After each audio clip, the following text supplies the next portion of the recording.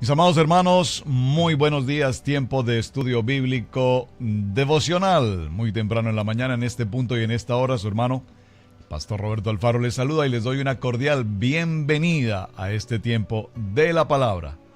Amar la palabra, aprender la palabra y vivir la palabra. Un saludo cordial también para todos nuestros hermanos en Vivo para Cristo TV en Suecia, Estocolmo, que nos reciben en las horas de la tarde. Para ustedes, muy buenas tardes.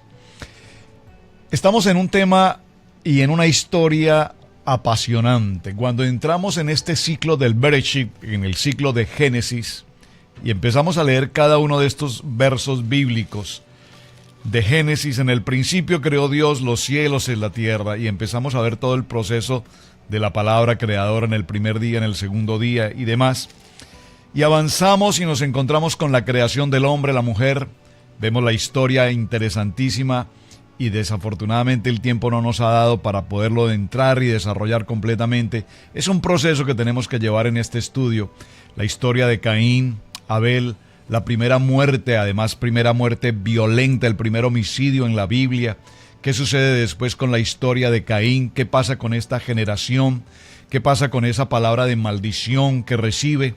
¿Qué sucede en la medida que avanzamos en las siguientes generaciones? Enoc y todos los demás. Hasta que avanzamos al punto que tenemos esta semana para nuestro estudio en el libro de Génesis, en el capítulo 6. Y aquí en el capítulo 6 podríamos pasar un muy buen tiempo estudiando cada una de las expresiones del capítulo 6, cuando dice: aconteció que comenzaron los hombres a multiplicarse sobre la faz de la tierra, y les nacieron hijas, que viendo los hijos de Dios que las hijas de los hombres eran hermosas, tomaron para sí mujeres, escogiendo entre todas. Avanzamos un poco en este tema y de allí en adelante llegamos al verso 5. Vio Jehová que la maldad de los hombres era mucha en la tierra, y que todo designio del pensamiento y del corazón de ellos era de continuo el mal. En todo tiempo y toda acción del pensamiento de los hombres, dice la palabra, era de continuo el mal. Por tanto, el Señor vio que tanta era la maldad. Entonces, cuando nos habla de esta expresión, el mal, podríamos entender en un castellano muy simple que había robo, violencia, pecado en general, transgresión. Pero sin lugar a dudas, la pregunta que nos hicimos en el día de ayer es: ¿cuál fue la acción de mayor gravedad que llevó precisamente a que Dios tomara una determinación fundamental, y era erraer de la tierra toda carne, a terminar completamente con la humanidad?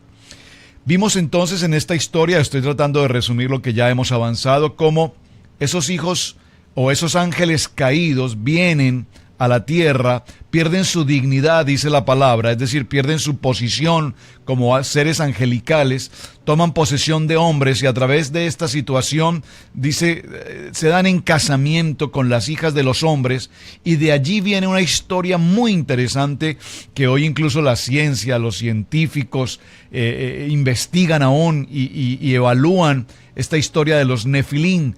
Nacen hijos gigantes. Los gigantes, dice la palabra, incluso los menciona y dice, y eran hombres de renombre. Si nosotros miramos un poco la arqueología en el siglo XXI, nos daremos cuenta que a través de sinnúmeros de tablillas, escrituras cuneiformes, tablillas sumerias, y en muchos de nuestros propios países, Centro, Suramérica, vemos cómo hay esculturas en piedra gigantes que aún la misma ciencia hoy se pregunta cómo pudieron llevarse a cabo ese tipo de construcciones. Y muchas de esas imágenes o de esas construcciones gigantes muestran precisamente imágenes de hombres de proporciones impresionantemente grandes. La historia nos relata a uno de los más conocidos, que es precisamente Goliat, y dice que era un gigante. Usted recordará cuando fueron enviados los espías a la tierra prometida, dice la palabra que ellos regresaron de allí y lo que vieron en ese lugar fue gigantes. Dice que al verlos ellos se podían comparar como langostas. Toda esta historia apasionante de los gigantes. Pero consideramos ayer que la maldad, la máxima maldad que pudo existir sobre la faz de la tierra hasta este entonces obedecía precisamente a la relación pecaminosa de los seres angelicales caídos con las hijas de los hombres. Y de allí esta raza de gigantes. Este es como el punto en el que el Señor dice definitivamente esto ya no puede continuar. Así es que seguimos avanzando en nuestro tema y hoy vamos a concentrarnos en el verso número 9. Estas son las generaciones de Noé. Varón justo, era perfecto en sus generaciones y con Dios caminó Noé. Esto es muy interesante. Con Dios caminó Noé. Y engendró 3 hijos. 3 hijos que es extremadamente importante que tengamos en cuenta. ¿Por qué? Porque de esos 3 hijos viene toda la generación de la humanidad hasta el día de hoy. Por favor, preste mucha atención. Sabemos entonces, según el relato bíblico y según el tema del diluvio, que toda la humanidad fue extinguida.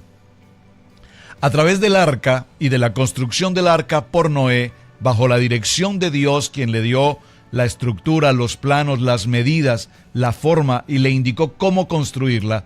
Entonces nosotros normalmente decimos el arca de Noé, pero realmente el arca es el arca de salvación, porque a través de ese instrumento del arca, la humanidad de Noé, su esposa, sus 3 hijos y sus esposas, respectivamente, fueron los únicos en salvarse de toda la humanidad. Por lo tanto, arca de salvación. ¿Y por qué hago claridad arca de salvación?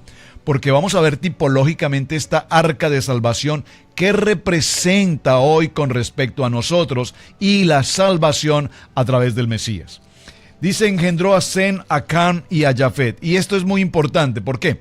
Recordamos entonces que hasta este momento el mundo era impresionantemente violento. La palabra violento en hebreo jamás, no sé si tenga algo que ver con este grupo, jamás violento.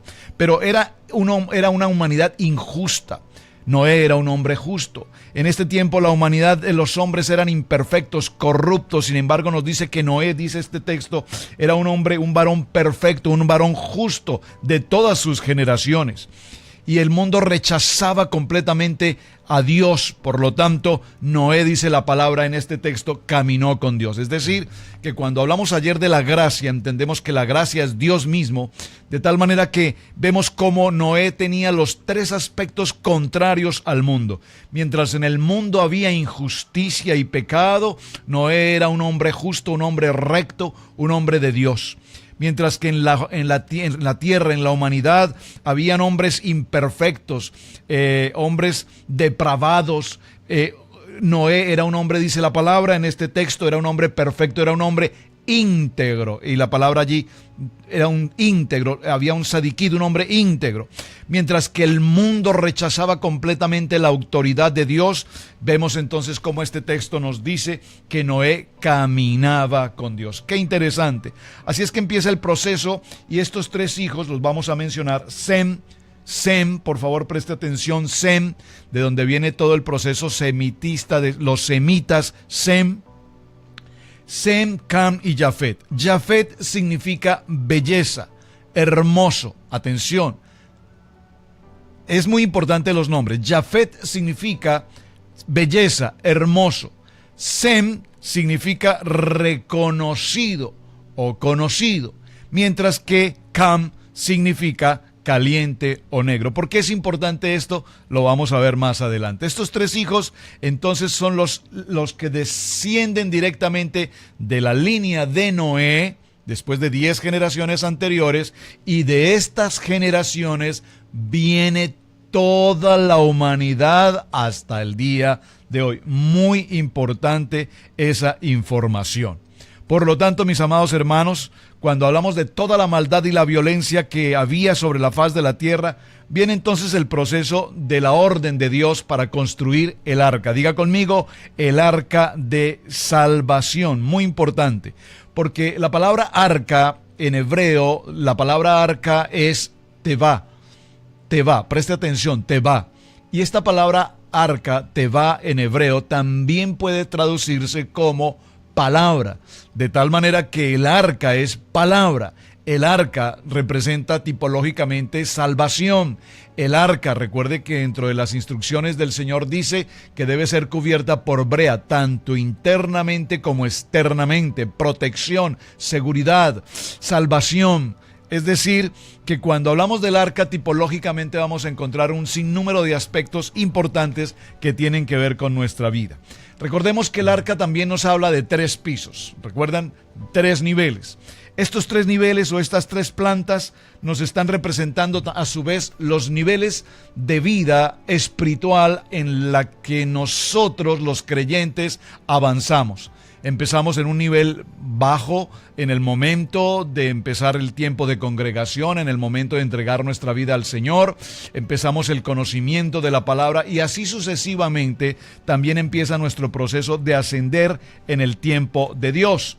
Entonces, depende del nivel que tú alcances en tu crecimiento espiritual, depende del nivel que tú alcances en tu formación espiritual, depende de la profundidad que nosotros tenemos, alcanzaremos y avanzaremos en este nivel y en este propósito. Nosotros vemos que es interesante cómo el arca, dice la Biblia, solamente tenía una ventana. Por favor, preste atención que esto es extremadamente importante. Una ventana, y aquí hay algo muy interesante, y es que esta ventana en Génesis capítulo 6 verso 16, o una claraboya como también la podríamos considerar, la palabra en hebreo, la palabra ventana traducida, tiene la misma raíz de la palabra mediodía. Observe qué aspecto tan importante. La palabra ventana en el original hebreo también se traduce como mediodía, es decir, que estaba bajo la dirección de la luz solar. Al mediodía, a través de esa ventana, la luz, diga conmigo, la luz entraba por esta claraboya y cubría de luz absolutamente los 3 niveles del arca. Ahora, ¿qué representa esto? Estamos hablando, dice la palabra, dice, yo soy la luz. En Génesis capítulo 1, verso 3, dice, y dijo Dios, sea la luz. Yo soy la luz, dice el Señor. Ventana, una sola ventana que justo traduce a mediodía. Al mediodía esa luz atraviesa los 3 niveles, las 3 plantas del arca para que haya suficiente iluminación. Ahora la pregunta del millón aquí sería, ¿en qué nivel te encuentras tú? ¿En qué nivel del nivel espiritual? ¿En la planta baja, en la planta media, en la planta superior? ¿En qué nivel estamos?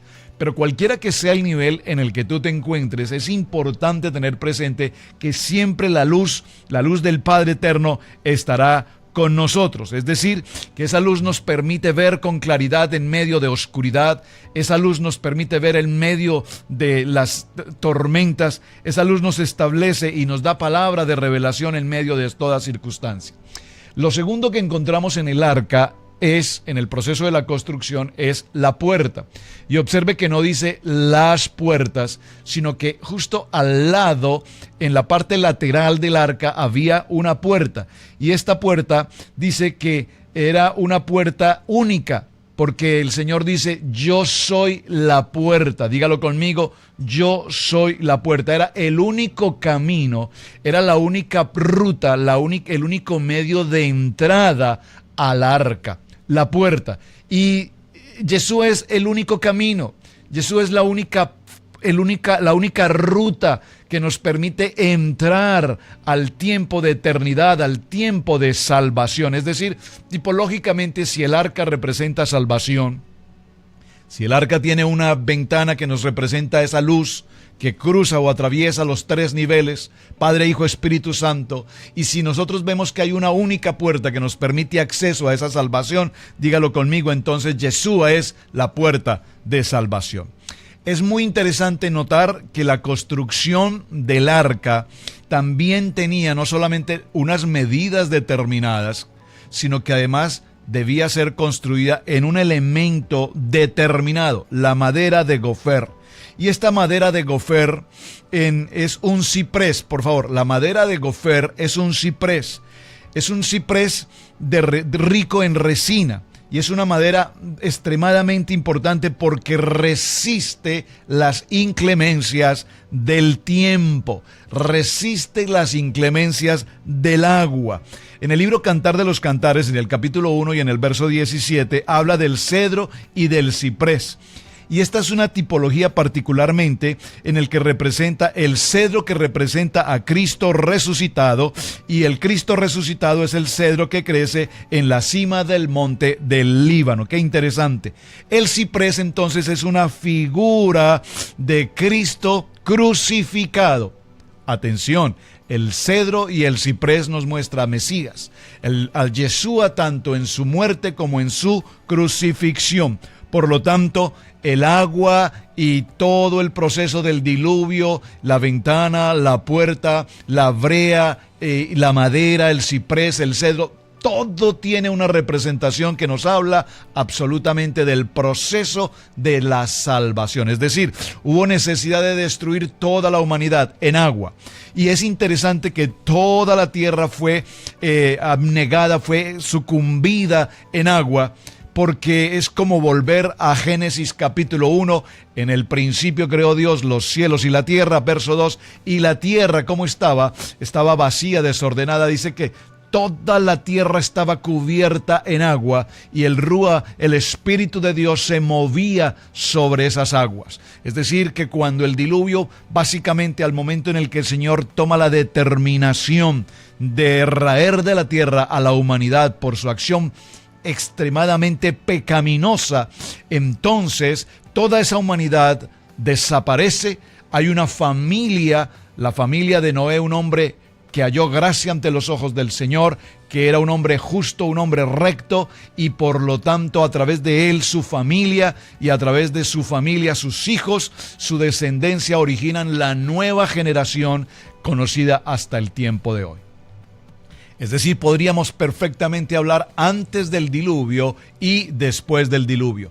Porque después del diluvio, las nuevas generaciones, siempre el propósito de Dios ha sido que se multipliquen. Génesis dice, multiplíquense, los bendice, les determina la palabra de multiplicación, llenen la tierra, poblen la tierra. Y nosotros vamos a ver aquí en el texto bíblico cómo, en la medida en que ya viene todo el proceso del arca, todo el proceso de los 40 días, 150 días después, cuando ya después pasado el diluvio, Noé sale del arca, ofrece la ofrenda, el sacrificio, y una vez salen de allí, vemos cómo el Señor lo primero que les dice es: ahora multiplíquense, llenen la tierra, y nuevamente les delega la autoridad sobre toda la creación. Es impresionantemente apasionante el tema, porque es como volver a crear toda la humanidad, volver a darle una oportunidad a la humanidad y volver a empezar el proceso. Así es que en esta historia que estamos viendo, nosotros nos damos cuenta cómo el arca era cubierta por brea. Y no solamente cubierta internamente, sino cubierta también externamente. La palabra hebrea, traducida como brea, tiene la misma raíz de la palabra hebrea expiación. Por favor, preste atención, qué interesante lo que estamos compartiendo hoy.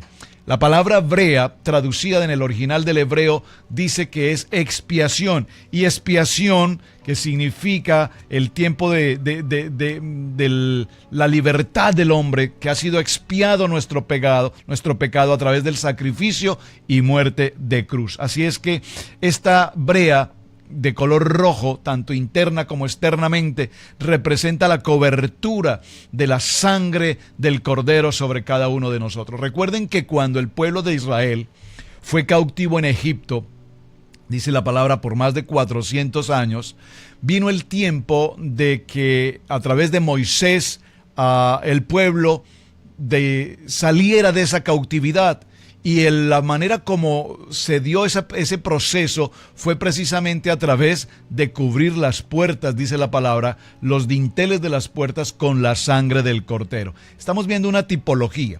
Ahora, nosotros vemos cómo una vez el pueblo sale de la cautividad y atraviesan el desierto, recordaremos entonces que el faraón ordena la persecución de ese pueblo de Israel nuevamente.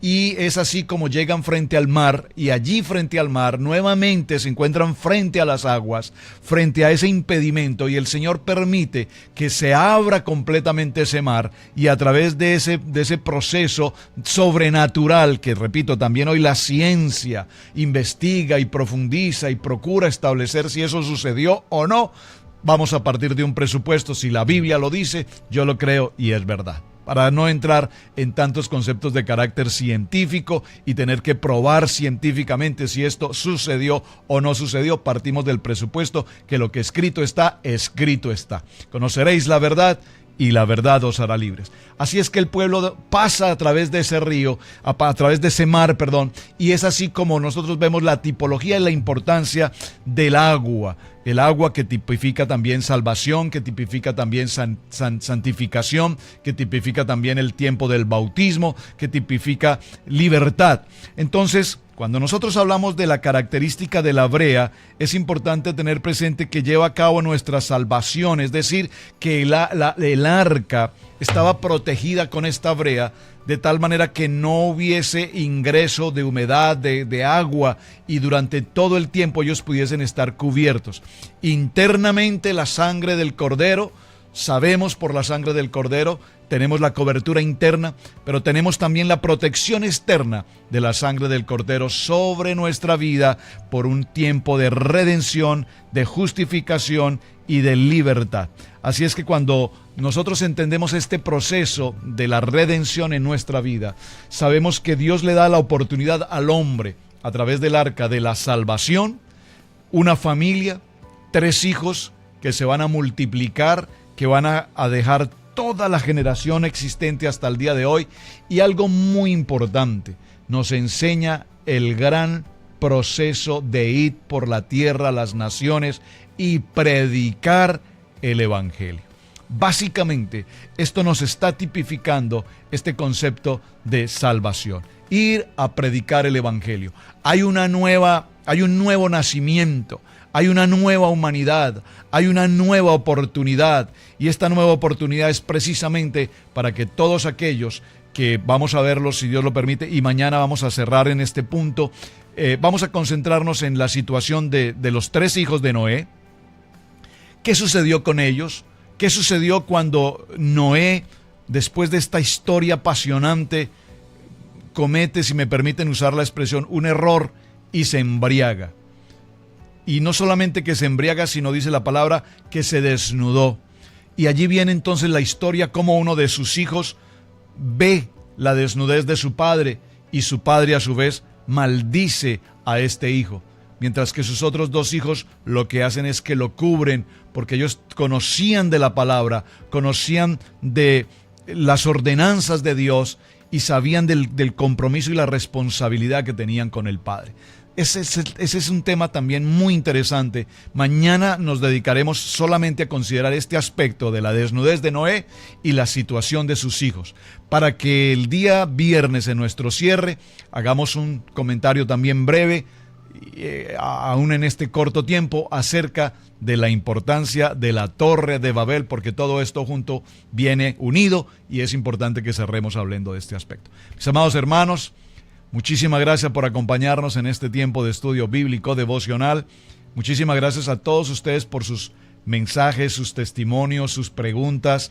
El propósito de este tiempo breve, no podemos profundizar aún más en el tema, pero es dejar en sus corazones una semilla de profundizar, de que usted vaya a su Biblia, por favor, escudriñe la palabra, estudie la palabra, aprenda la palabra, ame la palabra, porque no nos podemos quedar simplemente con leer un versículo bíblico y creer ya, y así simplemente pasó, porque hay mucho más allá que necesitamos profundizar y que Dios quiere, evidentemente, que nosotros conozcamos. Mis amados, shalom, un muy buen día y bendiciones.